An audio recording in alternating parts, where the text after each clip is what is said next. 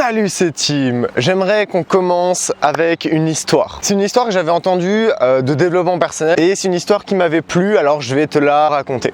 C'est l'histoire d'un vieux paysan qui parle à un vieux sage. Oui, c'est très cliché. Et ce vieux paysan, on lui donne une graine et c'est le sage qui lui donne et il lui dit ok, tu vas aller planter cette graine et cette graine va te donner un arbre exceptionnel. Elle va te donner l'arbre le plus grand que tu aies jamais vu. Alors le paysan, il est tout content et il rentre chez lui, il plante l'arbre le lendemain et il commence à l'arroser. Et il arrose pendant un mois. Ensuite, il retourne voir le sage et il lui dit écoute, ton arbre, je l'ai arrosé pendant un mois et j'ai eu aucun résultat. Il n'y a pas de pouce qui est sorti, voilà, j'ai vu aucune différence. Et le sage lui fait ok, pas de problème, continue de l'arroser. Alors il l'arrose un deuxième mois et au bout du deuxième mois, bon, il se passe toujours rien et il l'arrose un troisième, quatrième mois, etc. Et ça commence à devenir une habitude. Et puis tu sais, à chaque fois qu'il y va, il plaisante dessus. Il dit ah, on va encore arroser le magnifique arbre le plus gros que j'ai jamais vu. Et il continue comme ça. Sauf qu'au bout d'un moment, c'est devenu une habitude et il le fait sans réfléchir et il continue comme ça pendant un an. Au bout d'un an, il va voir son vieux sage et il lui dit ok, est-ce que c'est encore la peine que j'arrose mon arbre? Le sage, il lui dit oui, encore, tu peux continuer de le faire. Tu devras continuer de le faire encore longtemps. Alors le paysan, bon, il continue d'arroser son arbre, il continue de mettre des efforts dedans, etc. Et il continue comme ça une autre année, 2 autres années, 3 autres années. Au bout de 4 ans, il commence à en avoir marre qu'il arrose un morceau de terre là où il voit rien dépasser et il dit au sage mais tu te fous vraiment de ma gueule, est-ce que je peux arrêter d'arroser ce fichu arbre? Et le sage lui dit non, tu vas continuer à l'arroser. Et il continue à l'arroser encore un an. Et au bout de 5 ans, il commence à voir germer quelque chose. Ça germe tellement vite qu'en 5 semaines, l'arbre il passe d'une graine à un bambou de 30 mètres. 30 mètres. Je ne sais pas si tu vois ce que ça fait 30 mètres, c'est énorme. Il va voir son grand sage et il lui dit ouais, t'avais raison, c'est bien l'arbre le plus grand que j'ai jamais vu. Maintenant, pourquoi est-ce que je l'ai arrosé autant de temps et est-ce que ça a eu de l'influence? Et le grand sage, il lui dit ok, réfléchis bien maintenant. Est-ce que tu penses que cet arbre de 28 mètres, 30 mètres, il a grandi en 5 semaines ou est-ce qu'il a grandi en 5 ans et 5 semaines? Quelle est la bonne réponse? Ok, la plupart des gens ils te diront il a commencé à pousser et en 5 semaines il a grandi, donc voilà, sa progression elle s'est faite en 5 semaines. Sauf que le problème il est là. La plupart des gens, quand tu travailles sur toi, quand tu commences à étudier un peu plus que les autres, quand tu commences à travailler un peu plus que les autres, voilà, quand tu commences à investir ton temps dans une activité, à partir du moment où tu as du succès dans cette activité, les gens ils disent waouh, comment t'as fait, est-ce que tu as un secret, est-ce que tu as des astuces, etc. Mais ils ne voient pas la partie immergée de l'iceberg. La partie immergée de l'iceberg, c'est 5 ans de l'arbre pendant lequel il a été arrosé, mais il n'a jamais poussé. La partie qui dépasse de l'arbre, elle se construit à partir de 5 ans.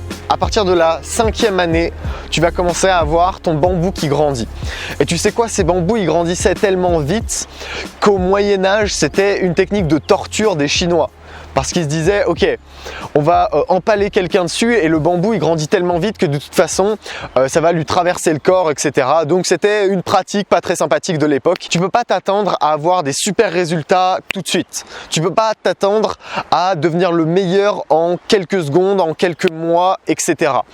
Pourquoi? Parce que sinon tout le monde serait le meilleur et dans ce cas ce serait même plus intéressant de s'intéresser à ces domaines-là. Maintenant tu as une deuxième leçon de cette histoire, c'est que si le paysan avait été orienté sur ses résultats, c'est-à-dire que au bout de 3 ans, imaginons que ça ne pousse pas, ils se disent ok, j'arrête d'arroser.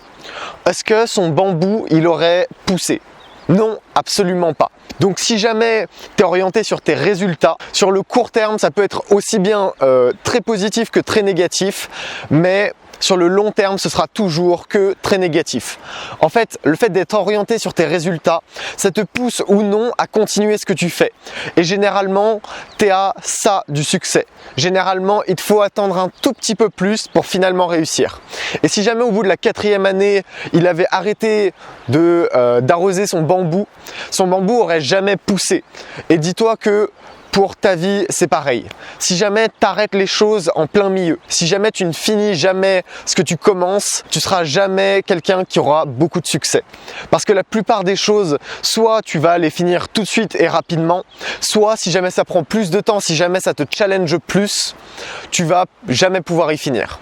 Tu sais, tu as deux manières de voir ta vie. Tu peux y voir comme une succession de problèmes et tu peux y voir comme une succession de challenges. Et le problème, c'est que la plupart des gens voient leur vie comme une succession de problèmes.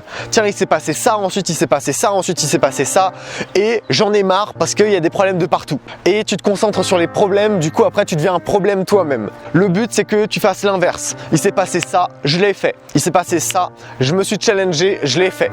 Et ça te motivera beaucoup plus quand tu auras vu ta vie comme un challenge que quand tu la vois comme un problème. J'ai pas des parents riches, je peux pas devenir riche moi non plus. Oui, mais justement, c'est parce que t'es pas riche que quand tu seras riche, tu pourras être fier de le devenir. C'est parce que t'avais pas le vent en ta faveur que quand tu auras cette chose que tu voulais, tu pourrais être fier de l'avoir parce que tu t'es dit ok, j'avais pas les meilleures cartes en main, j'étais pas le plus beau, j'étais pas le plus intelligent, mais j'ai fini par le faire et j'ai fini par avoir ce que je voulais. Et donc ça, c'est la meilleure preuve du monde et c'est la meilleure chose pour ta confiance, pour te dire ok, il suffit que je veuille quelque chose et que je sois prêt à perdre assez gros pour avoir cette chose.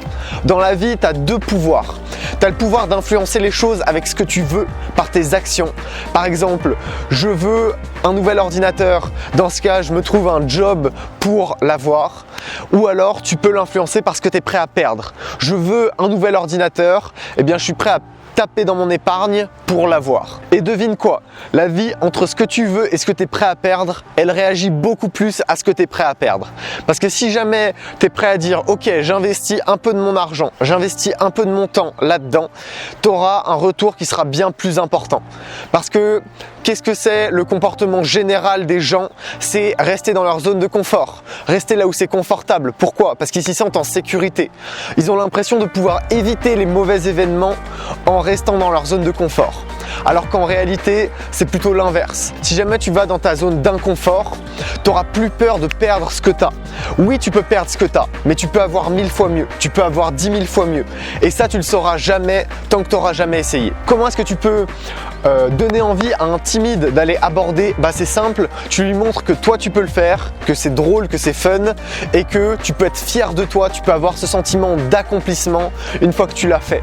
En mode ok, j'aurais pas de regrets parce que je suis allé lui parler. J'ai pris mes couilles à deux mains et je suis allé lui parler même si j'avais peur, même si j'avais pas le vent en ma faveur, même si je suis pas le plus beau, même si je suis pas le plus grand, même si je suis pas le plus musclé, etc. Des mecs musclés, t'en auras beaucoup plus que toi. Des mecs qui sont plus grands, t'en auras beaucoup plus que toi. Des mecs qui sont plus petits et qui ont plus d'excuses, t'en auras également beaucoup plus que toi. Donc le but, c'est que toi, tu te dépasses toujours à fond pour aller vers ta zone d'inconfort. Parce que derrière ta zone d'inconfort, il y a tout ce dont tu rêves.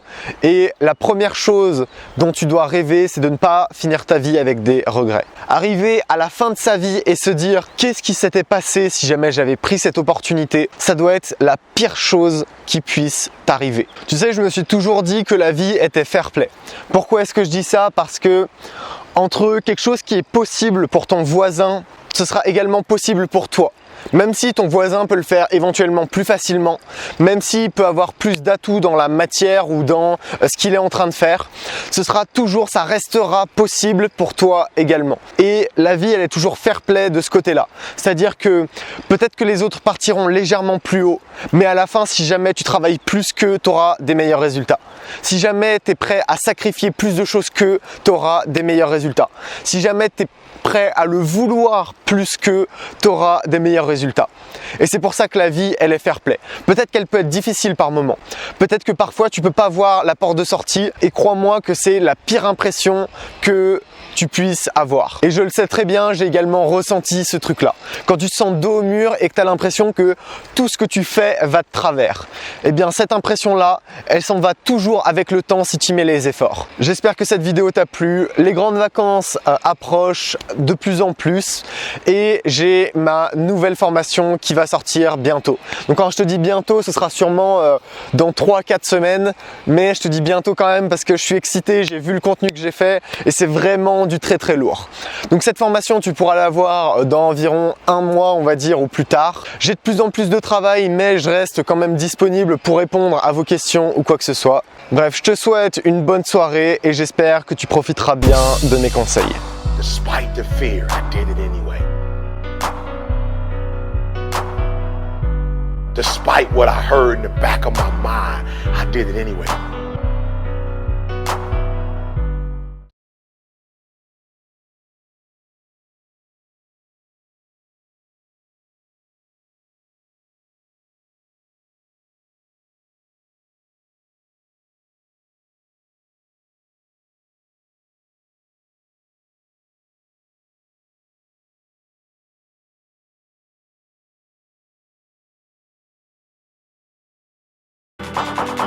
Try so that you can make the rest of your life the best of your life.